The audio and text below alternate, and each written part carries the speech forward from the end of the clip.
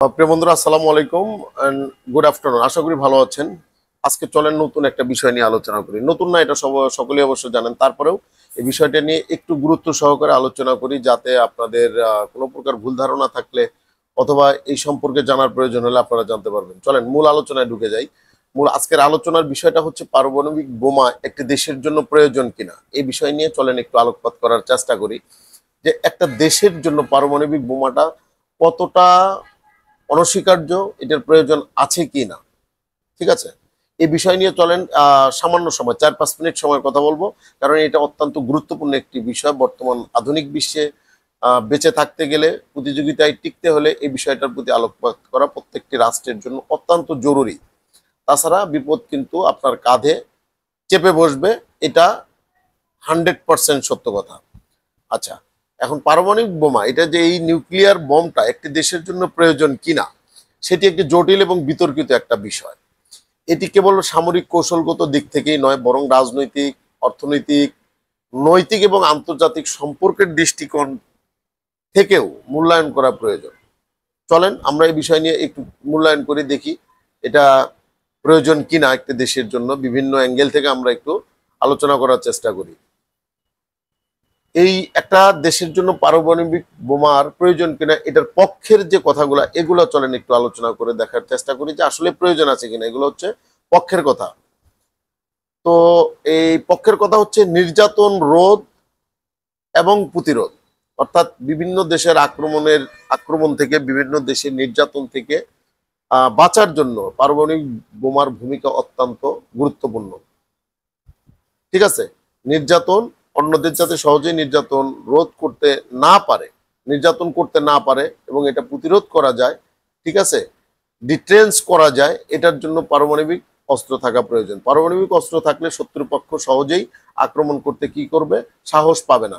এটি mutually assured distraction, পারস্পরিক ধ্বংসের নিশ্চয়তা নীতিকে শক্তিশালী করে।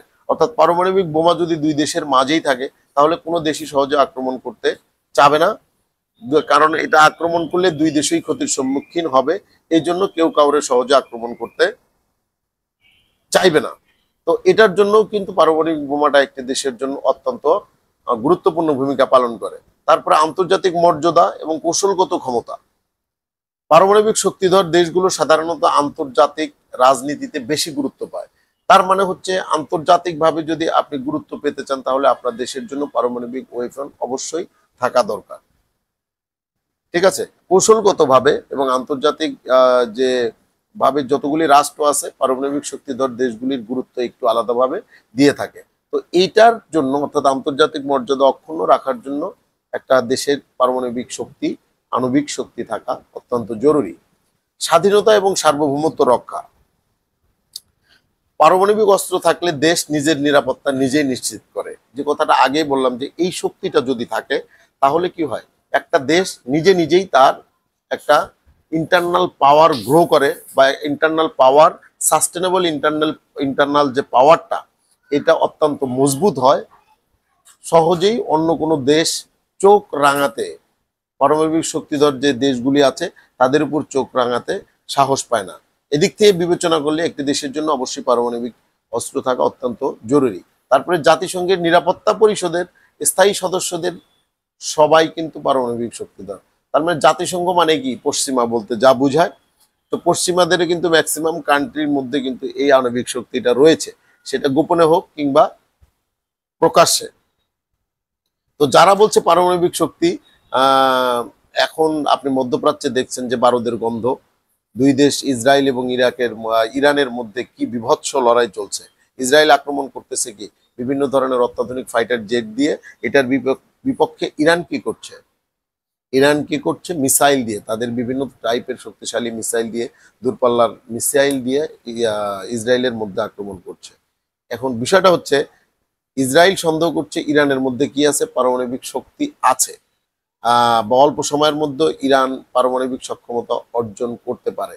এই সন্দেহে কিন্তু ইসরায়েল ইরানকে অ্যাটাক করেছে। তাহলে বুঝতে পারছেন, যদি ইরান আগে থেকেই পারমাণবিক শক্তিটা থাকতো, তাহলে ইসরায়েল মনের ভুলেও কিন্তু ইরানের দিকে চোখ তুলে তাকাইতো না। তো এই দিক থেকে, অর্থাৎ আন্তর্জাতিক মর্যাদা, তারপরে দেশের নিরাপত্তা, এই সব বিষয়গুলি অক্ষুণ্ণ রাখার জন্য একটি দেশের জন্য আমি পার্সোনালি মনে করি যে পারমাণবিক এই শক্তিটা থাকা দরকার। এবার চলেন, এবার পারমাণবিক শক্তিটা যদি থাকে কোনো দেশের, তাহলে এটার বিপক্ষের যুক্তি কি, কি কি প্রবলেমের সম্মুখীন হইতে পারে বা কি প্রবলেমগুলো ঘটতে পারে যদি এই নিউক্লিয়ার বম থাকে কোনো দেশের। আহ এটা হচ্ছে মানবিক বিপর্যয় হতে পারে। মানবিক বিপর্যয় কিভাবে হবে? একটি পারমাণবিক বোমার আঘাত লাখো মানুষের মৃত্যু ঘটাতে পারে এবং দীর্ঘমেয়াদী পরিবেশগত এবং স্বাস্থ্যগত ক্ষতি করে, যেটা 1939, 1945 জাপানের হিরোশিমা এবং নাগাসাকি শহর হচ্ছে এটার উজ্জ্বল দৃষ্টান্ত। সেখানে কি এখন পর্যন্ত কিন্তু বিকলাঙ্গ শিশু জন্মগ্রহণ করে। এটা কিন্তু মারাত্মক একটা বিপর্যয়, অর্থাৎ মানবিক বিপর্যয়ের জন্য পারমাণবিক অস্ত্র না থাকাই ভালো। কিন্তু যেহেতু এটা অনেক দেশের কাছেই আছে, তো মানবতার কথা তাদের মুখে মানায় না। যদি পারমাণবিক অস্ত্রটা মানবিক বিপর্যয় হয় তাহলে কারো কাছেই থাকা উচিত না। আর যদি থাকে তাহলে যাদের পাওয়ার আছে, ক্ষমতা আছে, অর্থ বৈভব আছে, যাদের ক্ষমতা আছে এটা তৈরি করার, তাদের তৈরি করা উচিত বলে আমি মনে করি। আচ্ছা, তাহলে এর কি হলে একটা ক্ষতিকর দিক হচ্ছে মানবিক বিপর্যয় হতে পারে। 2 নম্বর হচ্ছে অর্থনৈতিক ব্যয়। তো পারমাণবিক অস্ত্র তৈরি এবং সংরক্ষণের ব্যয় কিন্তু অনেক বেশি। ঠিক আছে, এই অর্থ দিয়ে স্বাস্থ্য, শিক্ষা ও উন্নয়ন খাতে ব্যয় করলে মানুষের উপকার হবে। অর্থাৎ মানব জাতি নিয়ে যদি আপনি চিন্তা করেন, ধ্বংসের পরিবর্তে যদি পৃথিবীকে আপনি সাজাতে চান, ধ্বংসের পরিবর্তে যদি পৃথিবীকে মানুষের বসবাস উপযোগী করতে চান, তাহলে এই অস্ত্রের কিন্তু প্রয়োজন নাই। ঠিক আছে। তারপরে আন্তর্জাতিক নিষেধাজ্ঞা এবং বিচ্ছিন্নতা। পারমাণবিক অস্ত্র উন্নয়ন করলে জাতিসংঘ বা পশ্চিমা দেশগুলো নিষেধাজ্ঞা দিতে পারে। এখন যারা নিষেধাজ্ঞা দেবে যে তোমার পারমাণবিক অস্ত্র তুমি বানাইতে পারবে না, তাদের কাছেই তো পারমাণবিক অস্ত্র আছে। তারা আসলে এগুলি হচ্ছে তাদের একটা রাজনৈতিক বা কৌশলগত বিষয়। তো অন্য কাউকে তারা পারমাণবিক শক্তিধর হতে দিবে না। বিভিন্ন সুবিধা অর্জন করার জন্য আন্তর্জাতিক, রাজনৈতিক, অর্থনৈতিক বিভিন্ন বা ব্যবসা বাণিজ্য বিভিন্ন ধরনের ফায়দা লোটার জন্য তারা অন্য কোনো দেশকে পারমাণবিক শক্তিধর হতে দিতে চায় না। তার মানে আন্তর্জাতিক কোনো দেশ যদি পারমাণবিক অস্ত্র তৈরি করতে চায় বর্তমান প্রেক্ষাপটে, তাকে আন্তর্জাতিক নিষেধাজ্ঞার শিকার হওয়া লাগতে পারে। এটা একটা ক্ষতিকর দিক। তারপরে বিপজ্জনক অস্ত্রের দুর্ঘটনা। ধরেন ভুলক্রমে বিস্ফোরণ যদি এই পারমাণবিক অস্ত্রটা ঘটে যায়, তাহলে কি হবে? মারাত্মক ধরনের বিপর্যয় ঘটবে।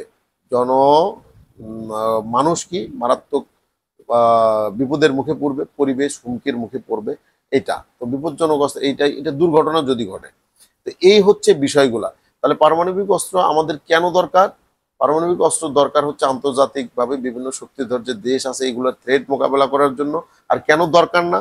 মানবিক বিপর্যয়, অর্থনৈতিক ব্যয় এগুলাকে হ্রাস করার জন্য এই অস্ত্রের প্রয়োজন হয় না। ঠিক আছে, আশা করি আপনারা বিষয়টা বুঝতে পারছেন। দেখা হবে আবার নতুন কোনো ভিডিওতে। ভালো থাকবেন সবাই।